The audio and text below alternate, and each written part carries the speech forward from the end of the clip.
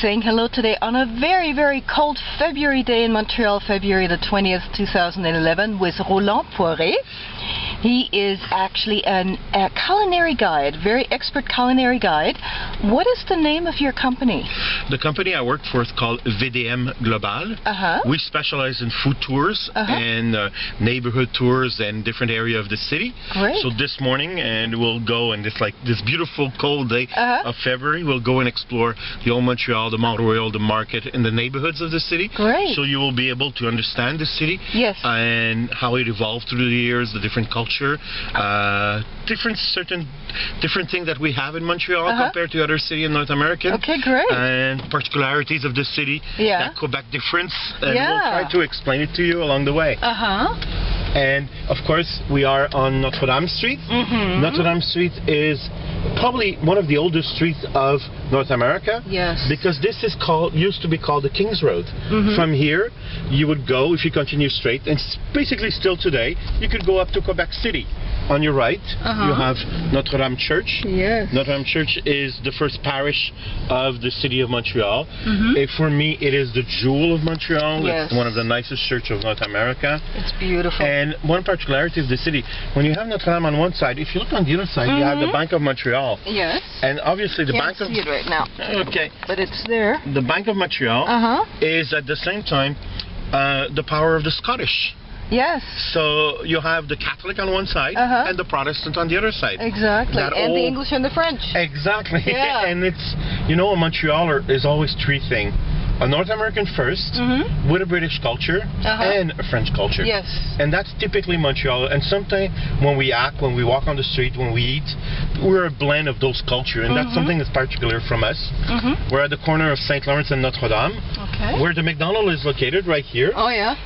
The building is important because the person who founded the city of Detroit used to live over here. Cadillac. Mr. Cadillac used to live over here. And understand that Montreal was the door to the continent. Montreal, of course, it's from Montreal that the inside of the continent was discovered, because the freeway of the time was the water. And from there, basically, first, the Europeans, when they're coming over here, they're looking for the road to China, India, and all of that. And the natives are telling them there's a huge piece of water back further down. Today we know it's the Great Lakes, but in those days they didn't know.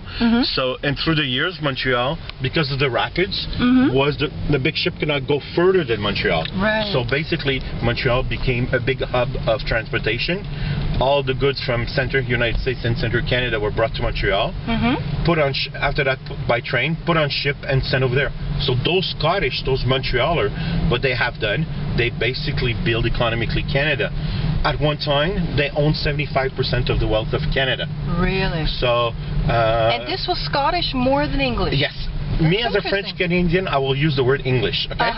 But in fact, we're talking about the language. Oh, yes, exactly. Okay, but they're mainly Scottish. The heart of the Old Montreal is right here. That's right. On the left side, they're restoring the City Hall. City Hall. I wish we could see it, but it's all hidden up right now. Yeah, you can see it through this scaffold. And this is Place Jacques-Cartier. Exactly, with all the activity of the... And right now we're doing the Montreal Highlight Festival. Like next weekend, it will be La Nuit Blanche. Yes. We're probably going to be 100 to 200,000 people around here at night with all the different activity. And this, of course, in winter it's activity like this, but in summer there's ton of terrace, bistro, coffee shops, and everything. And it's like the heart of the touristic area of the Old Montreal. So it's a great place to come in summer. And with all the activity that you have. It's actually, you know what, it's my first time in Montreal in the winter. And of course Montreal is known for a rather cold winter. But you know what, the city has so much to offer, even in the winter. It's amazing. And there's way to go around because of the underground city, because of the subway system. Montreal is a European city in the sense that it's made for walking. Yes. So there's a lot of places where you'll like if you go up streets, and we'll bring a little bit later on streets like Saint Denis or St. Paul, there's always streets where there's coffee shop. So you walk an hour, you enter, you take a coffee, and you continue. So, and that's the laid-back way of life in a big city like Montreal. Yes. You'll find some of the tap restaurants hidden in small places like this. Like right here, basically no signage, all that brown building. This is called Le Club Chasse et Pêche. And this is considered one of the top restaurants in Montreal that you'll find. So is this a particular strategy to not show the sign and not advertise it? Or? No, it's true. You're saying that, and in my head, I never thought of it. Yeah. But in my head, I have like 4 or 5 restaurants that you have to know they're there. Well, even Michelin, your guide yesterday said, you know, there's like this top restaurant on the other side, and it's got a white sign, and there's nothing on it. And another thing, when you take the subway in Montreal, on St. Catherine Street, don't look for a sign for the subway. Oh, really? No, you have to enter every malls, and the malls are the access to the subway. Really? So that's one thing that, like, because of the temperature and the way our subway system is made, there's not a lot downtown of subway station. They're all integrated through the hotels, through the different buildings and all of that. Yeah. So often tourists are looking for the subway entrance, but you just have to go in the malls.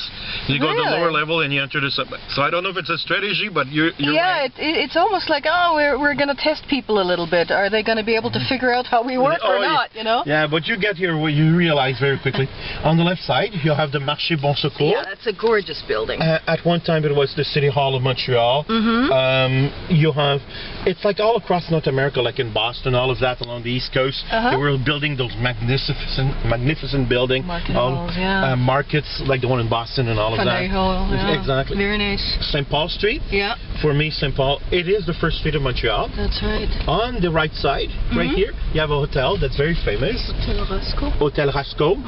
You know, there's a story that says in Montreal that if you throw a rock outside of your window, you're probably going to hit a stained glass of a church. Yeah, I know. But that was written by Mark Twain. Yeah. And when Mark Twain was coming to Montreal, he was living at Hotel Rasco. Oh, really? So that was the hotel of that period of time, that trendy hotel that was looking over there. Let me grab another clip when we come back, and we're going to go on Rue de la Commune, right? Rue de la Commune. Okay, we'll be right back.